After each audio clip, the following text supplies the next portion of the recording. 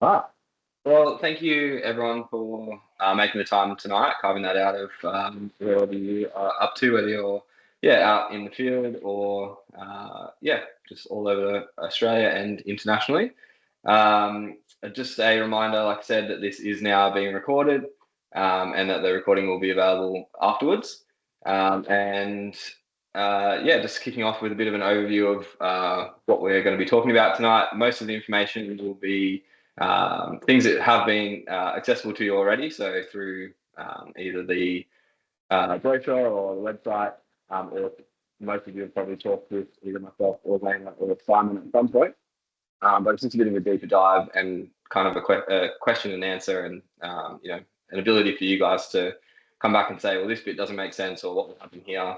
So for the most part, I'll try and kind of quite quickly get through the information so we can get to the end so that people can ask all those questions. I will do a bit of a deeper dive in a moment to the team and who we are, but just by a quick way of introduction, you can see the people with the Klepper background. So we have Simon, who's our training manager. He's here to answer any of our sort of curveball questions. We've got Zaynah, who does all of our dotting of the I's and crossing of the T's, and most of you will have had correspondence with her, and she's probably the reason that you're meeting tonight. And then lastly, we have myself. So I'm Hayden, and I'm going to be the lead trainer for Outdoor Leadership. So you'll get pretty familiar with my face and my voice over the next few months. I'm dialing in from the Sunshine Coast, so that's Gubby Gubby land. So I'd just like to take a little bit of time to pay my respects to Aboriginal elders and Torres Strait Islander elders, past, present, and emerging. We at Klepper share the stories, the traditions, and the cultures of Aboriginal and Torres Strait Islander peoples, and we thank them for being custodians of country all around Australia and their ongoing connections to land, sea, and community, especially in the areas that we get to work and play in as outdoor leaders. So if you know the country that you currently reside on, or if you want to look it up, feel free to put that in the chat. That gives us a good idea of where people are kind of joining in from. And also it's a bit of a test of making sure that all of our systems are working. That way, I can't actually see the chat from the way that we're still doing sharing screens and all those types of things. But throughout the presentation, if you do have questions, you can pop them in there, and Zaynah will be monitoring that. And if there's anything pressing or whatever, she can interrupt me, or otherwise there'll be a bank of questions then when we get to the end, and then we can go through and just basically answer anything that's come up as we've gone. In terms of the overview, as I've just said, so we're going to talk a little bit about the team, a bit about the course, what it's going to look like. We're going to go on to our LMS system, which is Accelerate, look at how that looks, and then we'll start with the Q&A. So it shouldn't be a massive presentation by any means. So I just want to start with a little bit about who we are at Klepper Training Academy. You've probably, like I said, seen some of this stuff from the website already, but sometimes people are sort of scratching their heads about what a Klepper is. So a little bit of a history here. Obviously, the folding canoe or the like a skinned canoe has been around for a really long time. There's evidence of Inuit cultures using it for about 2,000 years. But as with we call every fabric plaster a band-aid. Every what do you call them? I can't think of the name for an esky, but whatever an esky is, a cooler bin is called an esky. Whatever EpiPen is a great example from our wilderness first aid. Everyone just knows an auto adrenaline injector as an EpiPen. But basically, whoever kind of gets the best commercial version out there, people tend to roll with that name. So in the early 1900s, the Germans kind of commercially made this folding kayak and called it a Klepper. And since then, it's become synonymous, not just with that sort of brand, but with these folding kayaks in general. Why is that important? Well, basically, that then started to be used in military history. So the British Special Boat Service started to use these folding kayaks. And that made its way into the first Australian Special Force unit, so Special Z unit. And they were used in all sorts of operations, but in particular, one you might know of is Operation Jaywick. which is a rabbit hole that I'll go into on a course at some point, but probably not right now. But basically, they became a really special part of our special operations and all those types of things. Which, if you fast forward about 50 years from that first Special Ed unit, you'll find our co-founder, John Davidson. So he was coming out of a pretty long career in the Army, so 26 years in full-time service and 13 years part-time, and was transitioning out of that and starting a new venture, which was a specialist in defense, security, and disaster management services. So things like project management systems, engineering, capability management, all of these services to both defense and the private sector. And if all of that makes no sense to you, don't worry, because I still don't understand that, and I'll just stay in my little outdoor leadership box. But that was where we kind of started. So John was founding that business and thinking back to his time in the Army, and he likened starting that business to all of the intricacies and challenges he faced trying to put together these, funky paddling, bits of wood that all go together and then fit in these skins to make a canoe. And so he likened that to what it's like to try and make a business, not only to build the boat, but to have the right people in the boat as well. And so he named his venture Klepper. If we fast forward another 30 years or so to about 2020, you'll see Bryce enter the scene. So that's our current owner, the managing director. And he too was transitioning out of an Army career. And he began taking that process of taking the helm, or if we're going with this kayaking analogy, taking the paddle maybe from John. And under Bryce's management in 2021, we acquired an RTO, so Registered Training Organisation, and that was basically to legitimise the training and things that they had been providing to defence sectors and private, to basically align themselves with being able to give that vocational training and to also diversify opportunities outside of just those sectors. So in 2022, that RTO matured into having the distinction in our two brands. So now we have Klepper Professional Services and we have the Klepper Training Academy. So that's what we sit inside. And both of them are now run by Bryce. And then in 2023, we began our first wilderness first aid courses and I came on board. That was in preparation for launching our first outdoor leadership courses. So we launched a traineeship. We started off with a partnership with Amy Gully, which also quite neatly kind of ties into the story, as they also centre their programs around these ideas of like military history and bringing those stories from the past into programs for young Australians today. So it's kind of all neatly come together in the end. And as of now, we're launching our first public open enrollment courses in outdoor leadership. So that's where we're at into the future. Like I just said, in terms of our team, I might handball to Simon if he wants to introduce Bryce or anything I might have missed about him then, and then introduce a bit about himself, and same for Zaynah after that. Yeah, sure. Cheers, Hayden. No, look, that was fantastic. Thank you. So I was fortunate enough to work with Bryce in defence for a fair chunk of my formative years, but now very much past that, and very much enjoying my time here at Klepper Training Academy. So in defence, I did the Army or the ADF's version of outdoor leadership. It's called adventure training, and the whole idea is that a soldier's or a sailor, airman's first experience of stress, shouldn't be in a stressful situation, and you can there's ways you can prepare them for that or prepare them to help manage their friends. But ultimately, that's very similar to the reason we conduct outdoor leadership, especially with young kids, using experiential learning in order to help, I suppose, transform. So that being said, certainly not nearly enough experience myself, which is why I've brought on Hayden, which is fantastic. So I'm sure, as Hayden was going to get to, we've been doing work in the industry, for well over a year now, mainly in wilderness first aid. But it's just really exciting to actually be able to offer, a flexible qualification pathway for outdoor leadership qualifications. So looking forward to meeting everyone in future interactions. Thanks, Simon. And Zaynah, do you want to quickly say hello? Hi everyone. So welcome to Klepper, and you can now put a face to all the correspondence that you have been receiving from me. My background is administration, obviously. I've been in and out of it for goodness too long. I'm not going to mention.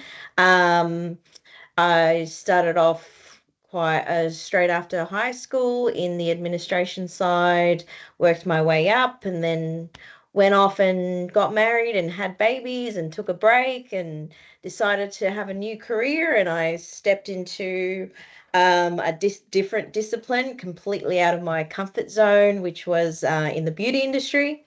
I was in there for a good 5, 6 years, and then I've come back to the education side of things, so which is great. And this is definitely a career path that I want to continue. It's very interesting. I've done the wilderness first aid course with Klepper when I first started, and it was an amazing experience. So hopefully you all have an amazing time during this course and you get skills under your belt. But if you need anything throughout the course, I'll be your first point of contact, if not Hayden, and I can definitely help you along in terms of the background work of, course fees or your learner portals or the theory side of things. Definitely, I won't be able to show you how to kayak or climb a rope. That won't be my thing. But yes, I will always be here, and when you need it. So hopefully we'll be working together for quite a number of months to come. Enjoy. Thank you, Zaynah. And I thought that the little corporate headshot of myself didn't quite capture what I've been up to. So I thought it was worth kind of doing a quick collage to show you guys why I've gotten to the point of being a trainer for outdoor leadership. So I started my journey when I left school. I was very fortunate. I got on the Young Endeavour, which was a Navy training sales program thing. So I sailed over to New Zealand. And yeah, basically that was a life-changing thing for me. Happened at the right age. And they asked all those questions of, if money was no object, what would you do with your life, and what are you kind of interested in and passionate about, and everything like that. And so that sent me on to a pathway of basically starting exactly how you guys are now. I did a CERT IV in outdoor leadership as they called it an internship with Outward Bound. So yeah, I was very lucky and fortunate to spend about a year with them. At first doing all of my training, getting all of my tickets, and basically becoming a jack of all trades and master of none. So you can see me on my initial roping course here, little baby-faced Hayden. And that was a really good springboard that put me, basically into good stead to work in all sorts of different aspects of the outdoor leadership banner. So I've done things like adventure therapy. I've done things like outdoor education. I've done overseas expeditions. I've worked kind of, in different countries all over the world. This photo up here is I was doing some sort of tourism guiding on Mount Toubkal, so the highest peak in Northern Africa. This was a personal trip that I did. I walked across Jordan, so 750-kilometer walk from the Syrian border to the Saudi Arabian border. This is some of the World Challenge trips that I've done, so international school trips, taking students for like a month at a time through a place like Southeast Asia. I've been a raft guide in Malaysia. This was canyon guiding in the Caribbean. And again, World Challenge guiding to Nepal. And just recently for Anzac Day this year, got to guide on the Kokoda Trail, so that was pretty special. And then just personally as well, it's my partner Sophie and my stepson Charlie, and they also get to go on adventures. So this is them underground in Sri Lanka. But enough about me. You're all here to find out about the course. So just quickly, like Simon said, we really wanted to offer something different with this course. So obviously you can go through the TAFE model and do a CERT IV in outdoor leadership. but not everyone can be in that mode of going at full-time study, or just having the time, the money, the whatever it is to commit to something like that. So what we're trying to offer is something that's really flexible, like someone said, and something that like we sort of practiced and implemented with our wilderness first aid, bringing in that blended learning. So having something like an e-learning package that people can do in their own time and around whatever they're up to, and then the intensive sort of hands-on training blocks where we can do the practical components. What that allows us to do is to have a really good mix of both your hard skills and your soft skills. So your hard skills being like your technical skills, like your roping, paddling, things like that, and your soft skills being your interpersonal skills. So all of the things that it takes to run a program with dependent participants. As you would have seen from our information, so the idea is that it's going to be self-paced in the environment. And everything will be developed in the context of whatever activities you've selected. So we've got some people on here today that have chosen to go into our paddling pathway, and some people that have chosen to go into our roping pathway, and some people that are still on the fence and trying to decide. So we can answer any questions about that as we go. But this basically will allow you to pick and choose, or to even bolt on other activities in the future. And you'll see how that works in just a second. So basically, this is the core structure of the CERT IV in general. So this isn't like, something groundbreaking that we've come up with, but we've made it work in our blended environment. So we have basically, you're going to have some planning units. So things that are going to be about like risk assessment. Most of your core units are going to come in here. Then you're going to have the activity unit. So that's the units that you do to actually get the skills. So whether you need to learn how to actually be able to bushwalk yourself, kayak yourself, or whatever it might be. And then the leadership units. And so those are the ones for the extra level of skills that it takes to go from just being able to go out on your own and bushwalk, and actually to have dependent participants with you. And that was a really big change in 2019. So they did a really big overhaul. When I actually did this qualification, it was called a CERT IV in outdoor recreation. And in 2019, they've changed it to encompass like the whole gambit of outdoor leadership. So that doesn't just mean outdoor recreation, as in like things that people want to do for fun or enjoyment in the outdoors, but also outdoor education, adventure therapy, ecotourism, anything that is outdoors. Which is really good for our industry and for us to be able to continue to be seen as professionals. With that distinction is where they kind of pulled apart everything, and they made the core unit and the activity unit very separate. So you used to do different levels of activity. So you could do guide an activity or instruct an activity, or different levels like that. Whereas now lead is the like be all and end all. That means that you have the skills and you can take dependent participants on it. So that's really important to know. And those core units then mean that you learn those skills once and you get signed off for them, in terms of how you plan, how you do risk assessments, how you communicate, how you respond to emergencies, all of those kind of core skills. But then you come and peg those to a particular activity. So you'll learn all the theory of those in the e-learning, and then when you come out to do your trekking module or your paddling module or whatever it might be, you'll actually be able to prove that you can do everything, go to woe. You'll also see, once we start looking at some of the units of competency, it can be quite confusing, all the different numbers and letters and things like that. But just to make it a little bit easier, when you see a PLN unit, so that's going to be one of your planning units, and when you see an FLD unit, that's going to be one of your field units, so those activity units. And then obviously if you once you get into your specific activities, so like bushwalking will be like BWG, things like that. So hopefully that can help to kind of break down what you're looking at a bit further. And then you're going to have your cross-sector units, which aren't necessarily specifically to do with outdoor leadership, but they're in the general sport and recreation. So they might be CPS and things like that. So when you do address client needs, for example, that could be across anything in sport and recreation. It won't necessarily just be outdoor leadership.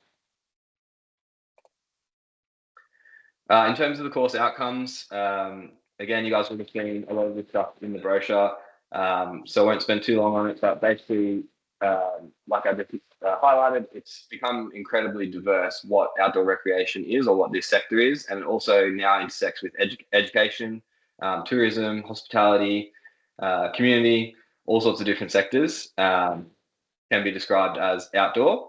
But predominantly, the jobs that you'll find are going to be in school education, so centre-based camps and journey-based camps, and also in recreational activities. So in things like, if you want to be a rock climbing guide or a whitewater guide up in Cairns, and doing that with either tourists coming in or locals, that's going to be kind of your recreational activity stuff. You're also going to have things that are just activity sessions. So if you are doing like a day trip snorkeling on the Great Barrier Reef, for example, or you could have skills development. So if you're coming to learn how to mountain bike better at a mountain bike park, and also obviously things like clubs and volunteer groups. So Scouts is a really good example of how that works. So both they're going to have volunteer leaders, and they're also people to run those activities. In terms of quickly what a centre-based camp versus expedition or journey-based program. So typically centre-based camp, you're going to have different groups coming and rotating through, and they're going to kind of do activities within the bounds of where you're operating. If there's a journey-based program, so more than likely you're going to end up with just you and one group of participants, and there might be multiple groups, but all have different instructors, and you're going to be traveling from point A to B or around a circuit, and typically that's going to be multi-day, and it might be that you're using bushwalking or canoeing as your mode of transport, and then you might have activities like an abseil thrown in as something extra on the way. In terms of job roles, so I've sort of loosely broken it down there into like CERT 3, CERT 4, and diploma level kind of roles. The qualifications are technically an entry-level position, so you could start at a CERT 3 or a CERT 4 or a diploma if you wanted to, but typically these are kind of where it maps to. So typically CERT 3 is like a system instructor or based kind of programming. CERT 4 is more of your like journey-based programming and into program coordinating, more guiding kind of roles. And then diploma typically is for people that are doing even more extreme things, so more expedition leading internationally and things like that. And also people that want to go into the office space, so becoming program managers, camp managers, and up the chain like that. I will try to, hopefully, without breaking too many things, go onto our learner management system now. So for those that have or haven't logged in yet, you'll be greeted with something like this once you log into Accelerate. You might have a pop-up box at first that says, welcome and things like that. But more or less, this is going to be your first landing page. And what you can see from here is any announcements. So I put one in today just to show you guys that we're starting tonight. If you have any assessments and things like that, they're going to come up down the bottom here. So if you've handed something in and it has a question wrong and I've sent it back to you, you'll see it here. Or if it's correct, you'll see it come up and say all good. But the best way to view your learning plan or your all of your units and what you need to get up to is through your learning plan. So if you select this button here, everyone has been added in today, those that have enrolled, into your respective learning plan. So whether you're doing the roping, climbing, or the paddling and facilitation pathways.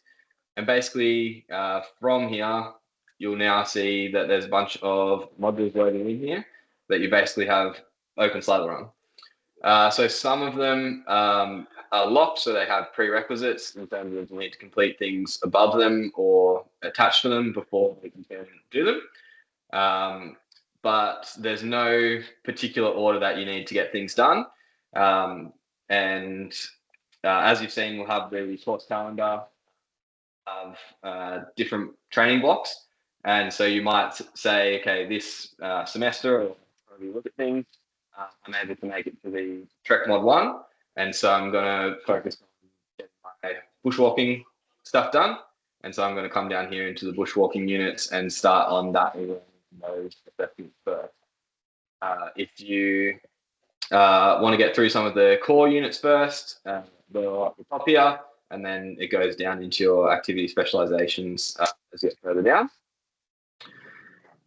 Some of them will require you to manually say that you've read them, understood them, things like that. So once you've read through all of the introduction stuff, then you can come here and you can say that you've completed the module.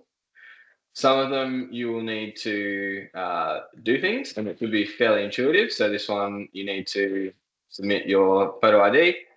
So you'll click this and it will take you to somewhere to be able to drop in a photo ID, and it'll give you a tick to say, thank you, you've done that. All of the units will be set up largely the same. So you'll have an overview about what the unit's about. You'll have a bit of an introduction of how it all works. And then you'll be able to see your e-learning, your learner guide, and your assessments. So your e-learning is the way that we recommend you to kind of learn the content. So if you launch this, it'll start a new little window, and it'll have all the information in there, interactive stuff, things to click, little online quizzes as you go. All of that kind of stuff will be in there. And then once you've completed that one, which I've done for our little test subject here, then it will unlock your assessment. So each of them will have a knowledge assessment, and once it's unlocked, you'll be able to launch this knowledge assessment and have a crack at it. Each of them will have all the details of how many attempts you get. If they have, say, 3 attempts on there, if you do 2 attempts and you find that you're still getting things wrong, then you can reach out before you try your next attempt, and I might be able to talk you through it, or give you little hints and tips and find out where you're going wrong, and then you can go in with your last attempt. If you use up all your attempts, don't stress too much. It's quite easy for us to add more, but ideally we'll do it in that way. You'll see I quickly went through and got a few wrong for our test subject here. And so of the 27 questions, if I got a couple of them wrong, instead of having to go back through and do all 27 questions again, it will just spit out the couple that I've got wrong. So now I can try again on these ones and submit it again.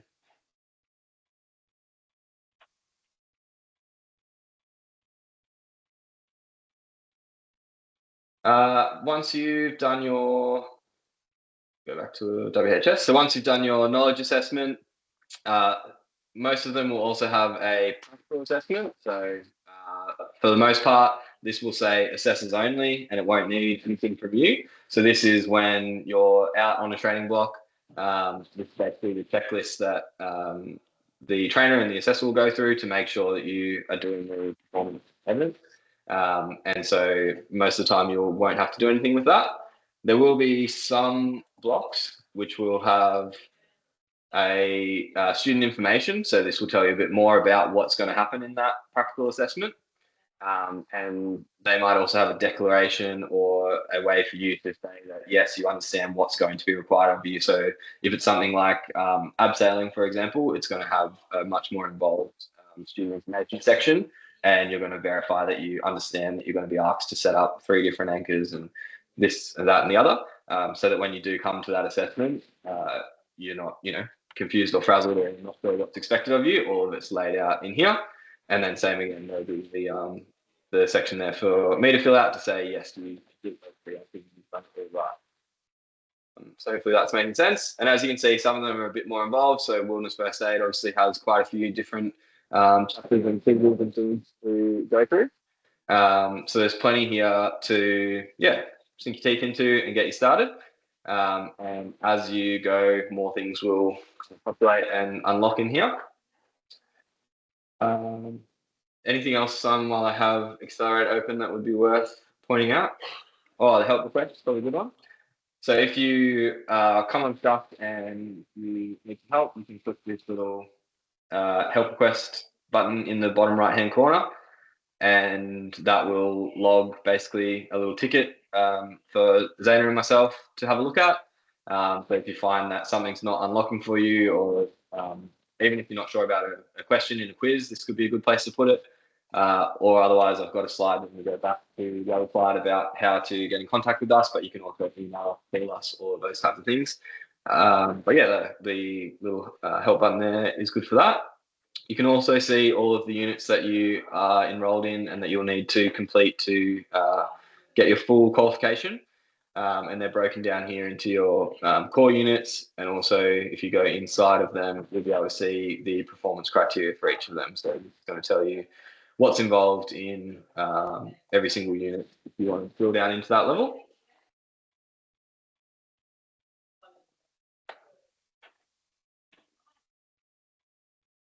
Anything else while I've got that open, Simon, that you reckon's worth having a look at?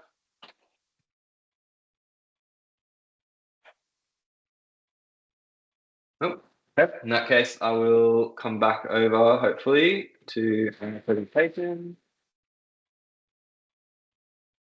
Zaynah, is that going back to the right screen? Yeah. Perfect. Okay, so yeah, like I just said, in terms of getting in contact with us, yeah, like you've met the whole team now, so really feel free about anything and everything to just reach out.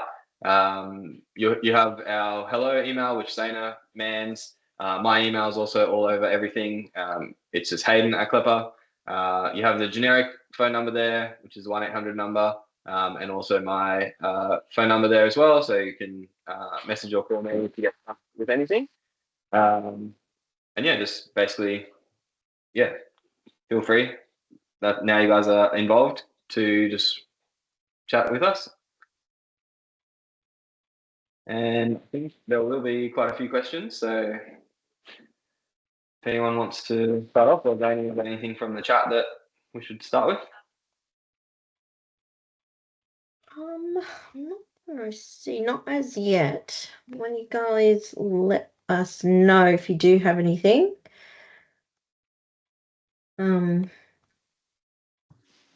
But pretty much straightforward. From now onwards, that you all would have, for those that have enrolled, will have access to it. Oh, here we go. Just wondering if there's an RPL process Yeah, absolutely. for this. Yeah. So anything can be RPL'd, obviously. So if you feel like you have the prerequisites, so you can look at the performance criteria and the performance evidence. And if you feel like you've have already met those in roles that you're working in or things like that, then we can basically go through the RPL process at the same time. So you could just do particular units as you go, or you can also credit units. So if you've already done anything from any other qualifications, definitely send them through. We can have a look at it. We'll see, obviously, if it's still relevant or equivalent to the current qualification. But yes, definitely RPL is definitely possible. The one thing just to note with RPL is that once you, basically if you say, I want to RPL the unit lead outside sessions, and you say, I'm putting all my stuff in for it, here's my attempt. If we say that it's not sufficient evidence, or that, yes, you're a perfectly capable, rock climber yourself, but this isn't evidence that you have been able to lead groups of abseilers and et cetera, you don't get that money back or anything like that. So you'd be really clear before we start. And obviously, like myself and Simon wouldn't let you enroll in it if that was the case. So yeah, definitely, just be careful. But if we're already working in the industry and things like that, RPL definitely a good option. Hayden, can you go back to the details slide for a second? We've just got a few that would like the details. And also,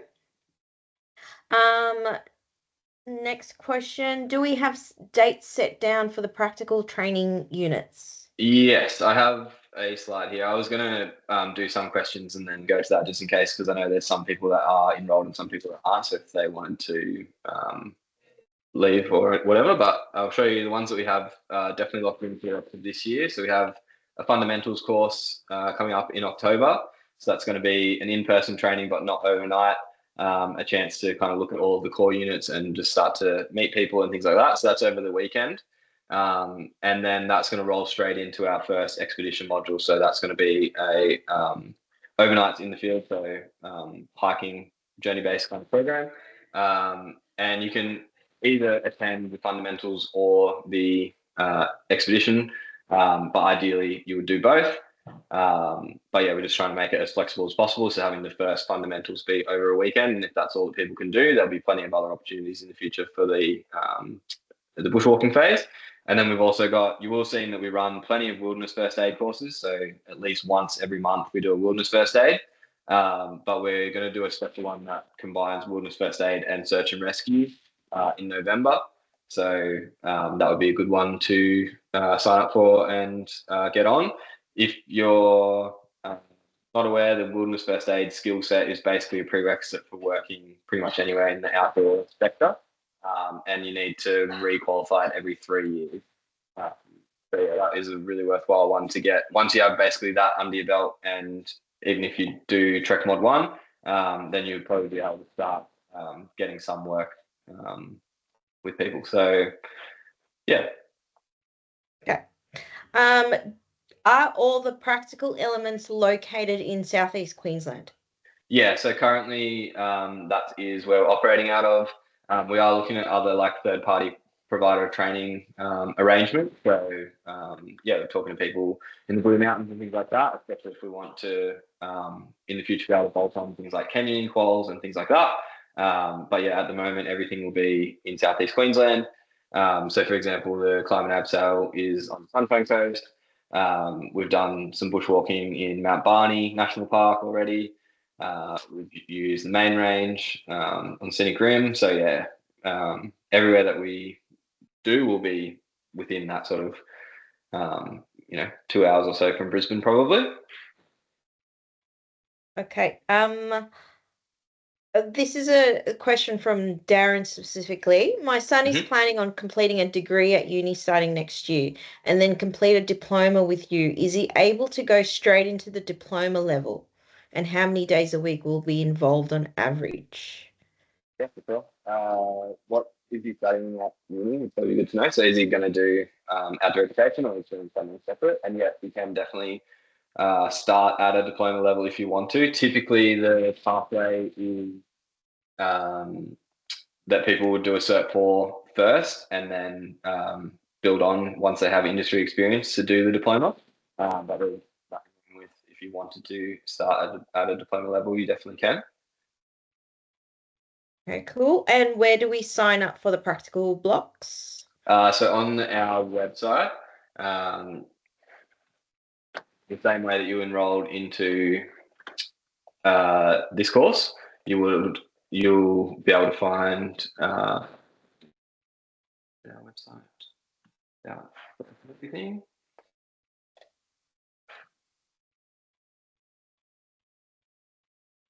Find it up in a second. But yeah, basically the same way that you enrolled into the stream that you picked, so the Climb Abseil or that. So you'll see the workshops or the training blocks will come up the same as that. So be able to pick and choose which ones you want to come along to. Yep, so they'll be listed on our website. For those of you that I sent the link to for our website under Outdoor Leadership, it will be the same. And if you just scroll down to the upcoming course site, then you'll see it listed, and we'll let you know when those are up and running. Obviously after orientation and things like that. So we'll keep you posted. Just watch this space. Another question is there a fitness level required for this course? Yeah, that's a good one. So in the brochure, there's like an FAQ page, and that's one of the questions on there. So not necessarily a requirement. Like there's definitely not going to be a fitness test where we're doing push-ups and stuff like that. but you want to be sort of relatively physically fit to be able to partake. Like, for example, when we do the bushwalking, you're going to have probably a 15 kilo backpack, and we're going to be walking 15 kilometers a day, and sleeping overnight in the tent and things like that. And depending what specialization you do, so obviously you need to be able to swim if you're going to do the paddling and things like that, and be able to either get comfortable or be comfortable with heights if you're going to do the climb maps down. Yeah, there is no age limit, is there? Yeah, you can be either 18 or 100. Yeah. If you think you can, you can. Absolutely. All right. I think we've got probably all the questions so far.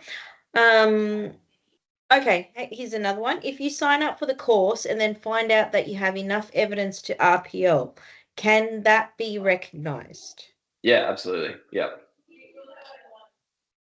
Absolutely, Ben. Ben, if you want to send, and this goes for anyone who is contemplating in undertaking this course, is all you need to do is send me an email at that hello@klepper.edu.au, or some of you already have my direct email. And we just need to, if you have transcript, if you have any kind of evidence of anything that you have undertaken that you might think it is relevant, even if it's not, send it through and we can go through it, and Hayden can have a look and see where you can be qualified in some of those units and deemed competent. Yeah, so like position description, so you've like done that in your past roles.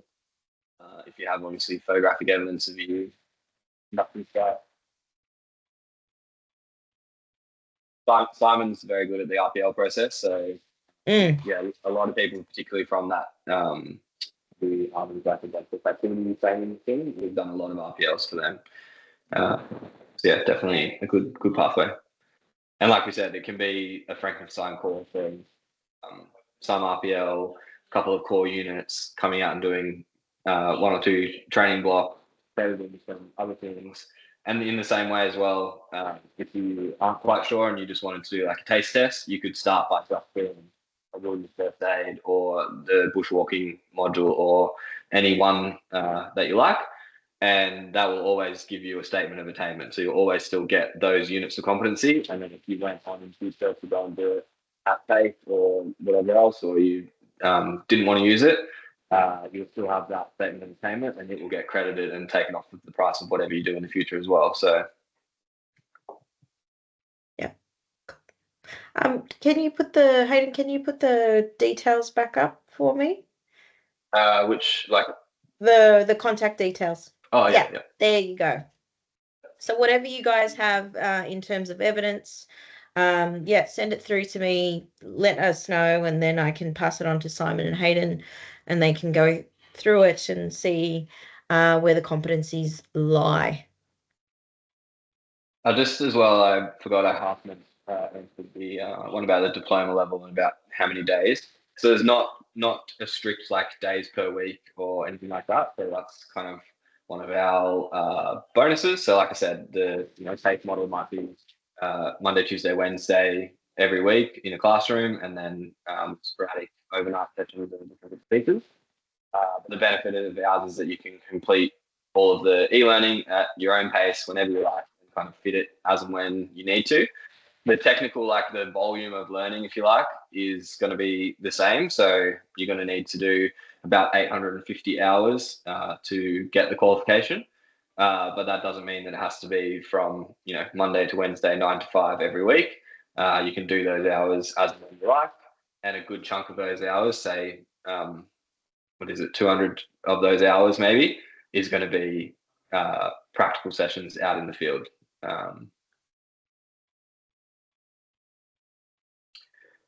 That's something that we're still going to experiment with. So at the moment, like I said, we've been doing this same program, but as a traineeship. And because all of those people are on the same schedule and in the same place and working for the same company, we have been able to do online live sessions.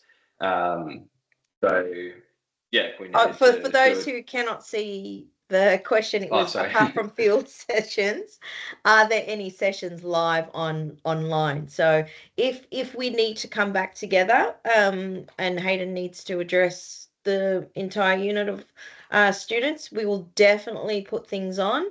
But otherwise, all the theory side of the course, that's the knowledge assessments, e-learning, and learner guide, is always going to be available to you 24/7 on your student portal, and you can dive right in whenever you want to. So there is no kind of Hayden, how would you say, certain time frame that you need to complete each unit. But that's not to say that that's not possible. Like if people are keen and interested in that, like we could easily do a Wednesday night drop-in session for those that wanted it, and that could be recorded, and that could be a session on how how to do this assignment, or a deep dive into this particular part of interpreting weather, or whatever people are kind of interested in, and then we could just build a library of those videos and sessions and things for people as well.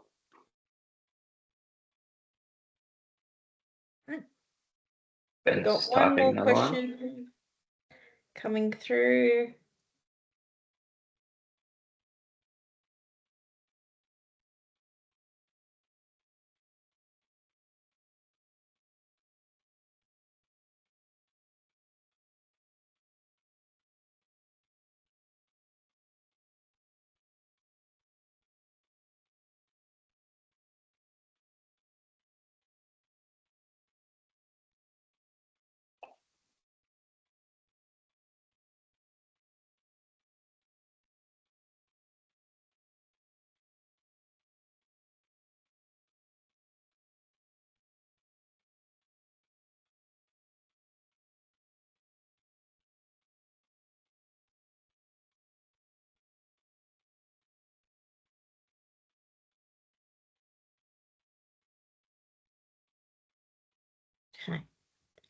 Okay.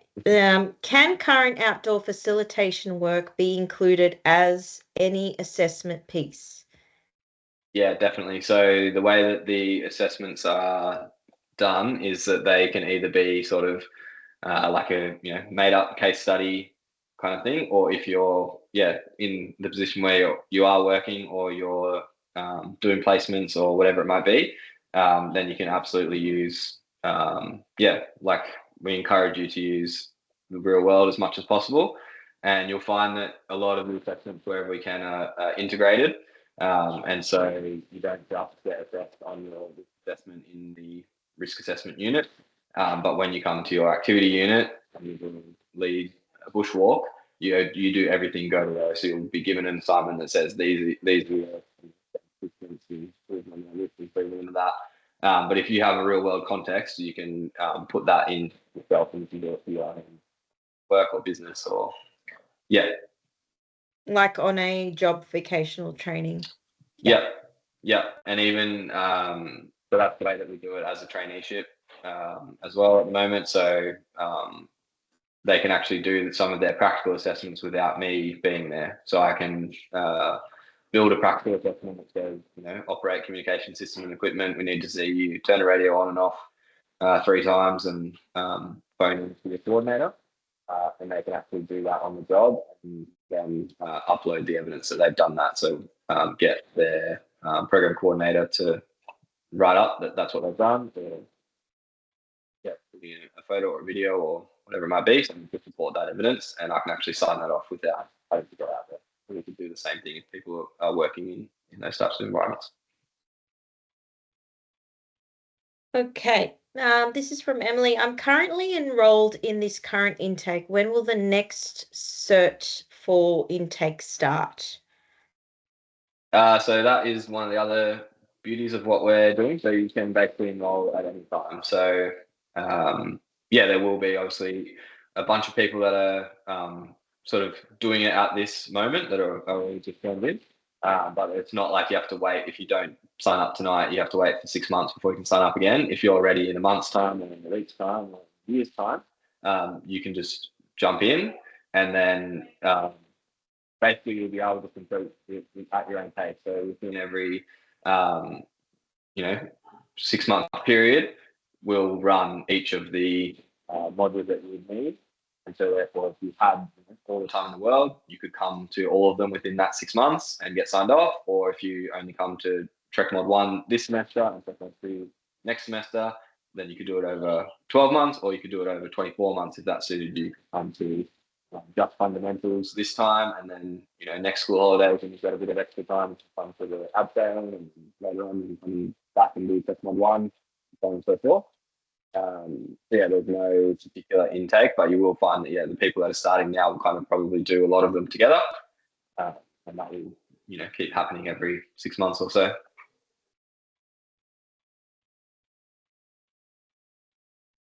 Okay.